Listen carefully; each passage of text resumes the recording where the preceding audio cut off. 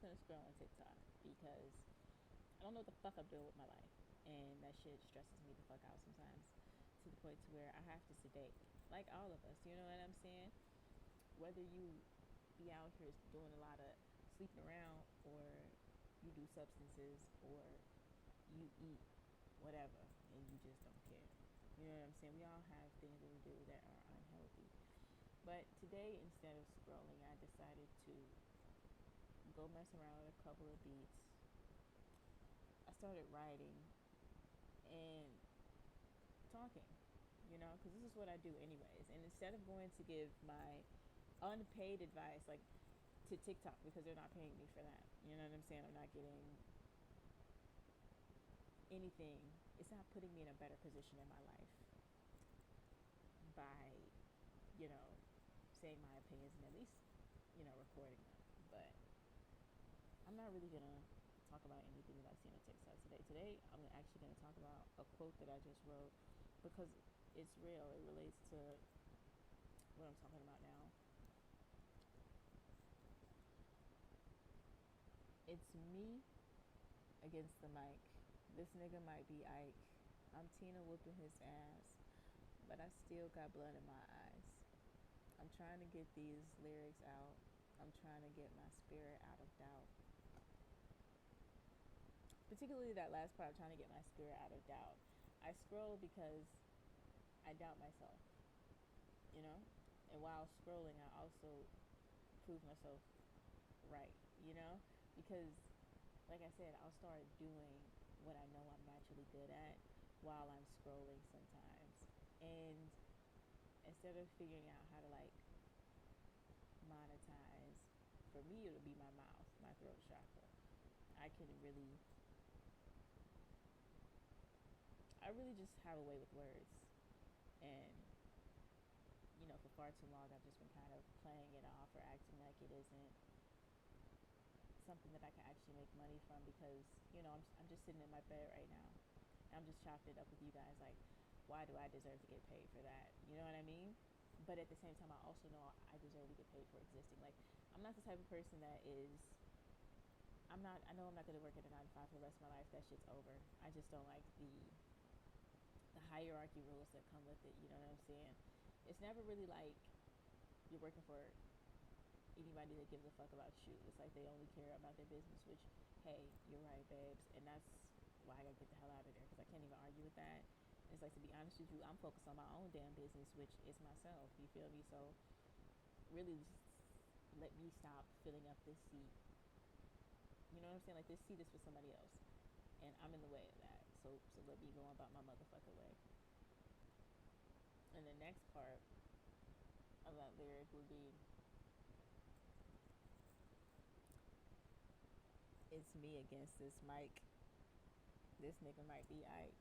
Because it's funny how when I put a mic or a camera in front of me, it's like my gift just falls out of my ass. All of a sudden, I go from being able to, put a rhyme together, put a rap together, really give some good advice, to just being like a deer in headlights. And it's funny because I don't talk to my parents now, but it's like, you bitches are to blame. And they're the reason why I be looking at people and I just can tell whether or not you're ready to have a kid. I always can because I had to grow with my parents while they were still healing. And it's a harsh truth and a lot of people don't want to hear, man, but if you're still healing, you don't need to be having a kid. You know what I'm saying? Like, I seen a couple today, they was arguing over closet space not too long ago. And now you guys, they came out talking about they're pregnant. And it's not like they were just bickering. Like, no, the guy came online and started telling us about how the girl can't afford to pay for nothing. She broke, she this, she that. It was very toxic. And it's like, if y'all want that type of time already, a kid is not going to do anything like but be stressful. And I don't mean that in a bad way. I think kids are beautiful and creating life is gorgeous. But I feel like creating life is something that you do when you have gotten to a point of success. And also on a more spiritual level, when you feel that you have learned everything that you possibly can. And even then, you don't learn everything you possibly can because you're always learning. But once you get to a point to where you're like, okay, cool, I want to give what I know to someone else. I want to nurture someone else. I want to, give my life to a greater meaning, to a greater cause, which would be someone else. And I feel like a lot of parents are never in that headspace. It's just kind of like, oops, it happened. Which I be having so many questions. Because I be like, is it the men? Is it the men? But it takes two to tango. It takes two to tango because I'm like, girl, why didn't you get that out of you immediately? I feel like a plan B should be taken immediately. Or is it like, oh, I didn't expect it to happen this time, or oh, he does this in me regularly, which again, that's also playing Russian roulette. I don't know how it happens. I just want it to stop happening. Like having a baby and you're arguing over a closet, I just don't see it. Like babies stress you out. You gotta get up in the middle of the night. You gotta be able to give your all to take care of a baby. And then people be like, if they do mess up, well, I'm not perfect. A baby don't expect you to be perfect. I don't expect you to be perfect either. And parents who I feel like do a decent job of at nurturing their children are the ones who are at peace with themselves and the world around them, knowing that they can't control everything. All they can control is themselves, their emotions. They couldn't even realize that in a situation when they were arguing about the closet space. Like, and that goes for like a lot of parents. But anywho, to get back to my parents, they were not ready for a child. I had to basically raise my parents. Hell, I'm still raising them, even though I cut them off right now. We're gonna cut them back on because I realized I have to be, a mature adult. Like I don't have to deal with nobody that I don't want to deal with. But at the same time, I do have to give people the opportunity to fuck up, just like I know you is. So I can cut your ass. I ain't gonna cut them off, but just be responsible enough to tell them what I am going to accept, what I'm not going to accept, and set those boundaries and stand on those boundaries 10 toes and move like that. Sometimes parents, my parents in particular, they kind of push boundaries because they feel like, oh, I created you, I brought you into this world. And that'd be my thing. I'd be like, baby, you did not have to. You did not have to. Although I did ask to come here, baby. There's 8 billion people on this planet. I'm pretty sure it was about 8 billion when I decided to come here. There was other people I could have went to. Happily, actually. So it's like you guys chose to have the baby. Okay, it takes two to tango. I chose to come here. You chose to have me. You chose to do that. Now, whether or not you chose that man in order to keep that man, okay, that's another conversation you have to have with yourself. And that'd be another thing. People don't be thinking on the different dimensions of things. You know what I'm saying? Oh, brother. My mother is a piece of work, truly. And I mean, I am my mother's child. I get it from you, Bookie. I am you. But see, the thing about it is, I don't make the same choices as you. But the choices that I do make, know that I stand on the 10 toes in the same way you taught me to. Parents, and even that, like they can't fathom the fact that, oh wow, my child has their own opinions, their own thoughts. You know what I'm saying? And maybe that's because my parents are just so subservient to their parents, even if they did, sling you across the coffee table, which that's just a no-go for me. Like we can't, especially in the black community, we have to stop this. We have to stop this. We have to stop this. It really started with Massa. It did. It started in the slave houses, okay? And y'all still carrying on that same fucked up ass mindset.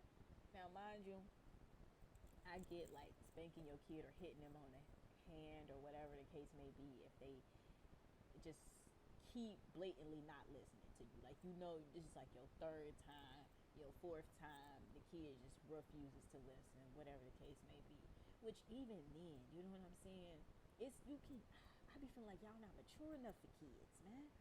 I be feeling like sometimes, a lot of times, you can get away with mind games. You can get away with manipulation with kids.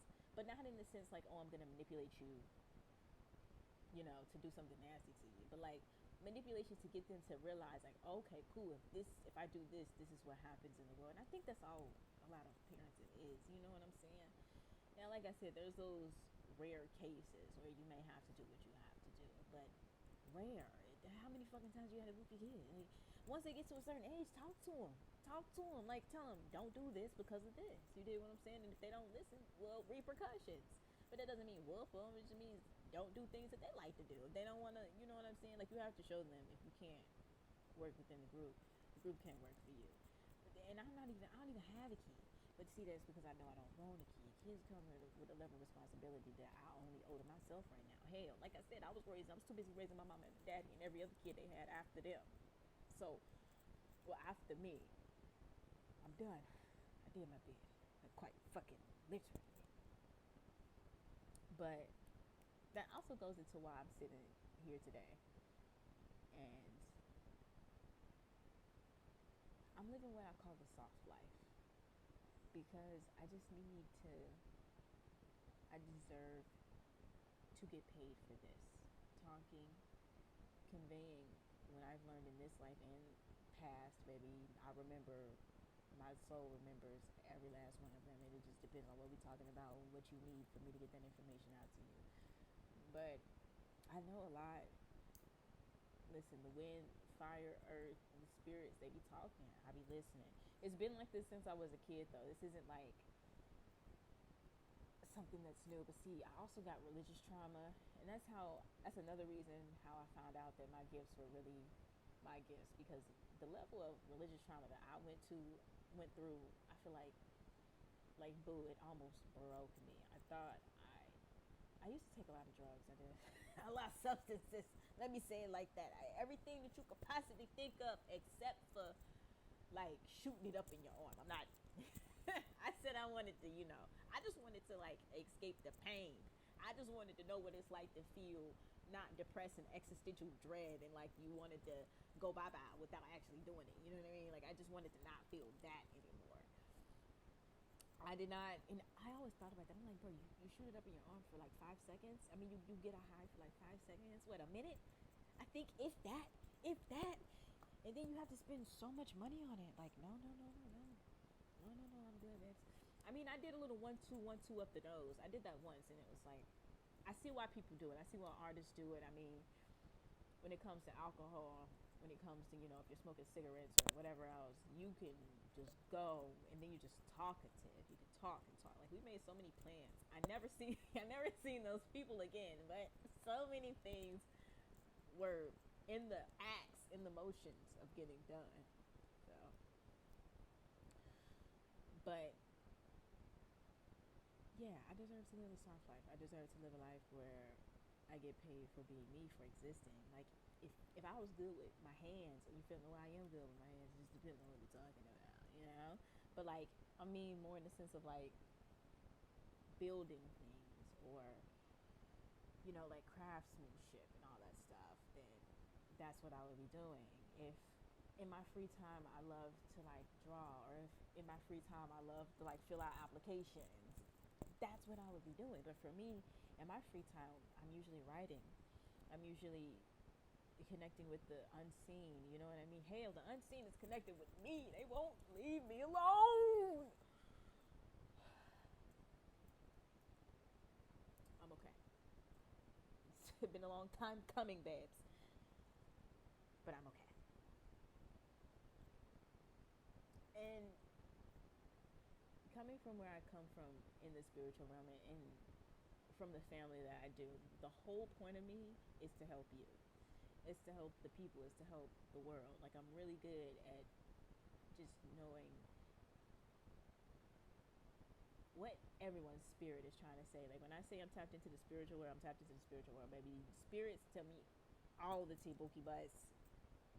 And I'm usually able to relay that back to people. And I say usually because a lot of times I don't relay that back to people because people aren't in the state of hearing it. But as long as you're in the state of hearing what spirit is trying to tell you, or what spirit is trying to say through you, then I got you. But it makes me laugh because people be thinking that spirit is like if you're like in organized religion, you think this spirit is like this really strict ass motherfucker, and it's not that. And I know people who think that spirit is just gonna always be on your side, and that's so true. Spirit is always on your side. Actually, you're so right. Spirit is so much on your side that they want you to progress. And sometimes progression means doing things that you think right now you don't want to do, but you really do. So yeah, that's what I do. Well, not that's what I do, but that's what I'm now doing. I'm using my gifts to attract financial gain as I'm supposed to, instead of scrolling on TikTok, baby. And like I said, I don't know exactly what the fuck it is and I'm doing. It's a day by day process, boo. It's a day by day process. I just take it one step at a time. One tiny ass step. Not much. I wrote a bit of a line. I may write some more. I may not. I may take it out for the rest of the day. You know?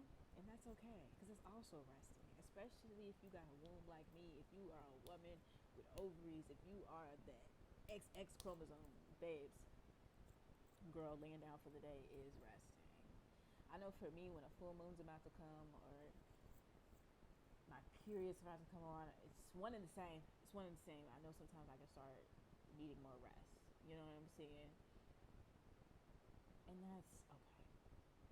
That's okay. That's all I really have to say about that. If you're gonna eat, if you're gonna go outside, if you're gonna go hang with your friends, if you just go sit there and talk to the fishes today, whatever it is that brings you bliss, whatever it is that makes you happy, okay, brings you peace, that's what we're locked in on. And then, of course, take care of your responsibilities and stuff like that. You know, that's without saying. And take care of your health. Take care of your mind, body, and spirit. Mind, body, and spirit. The Holy Trinity. Truly.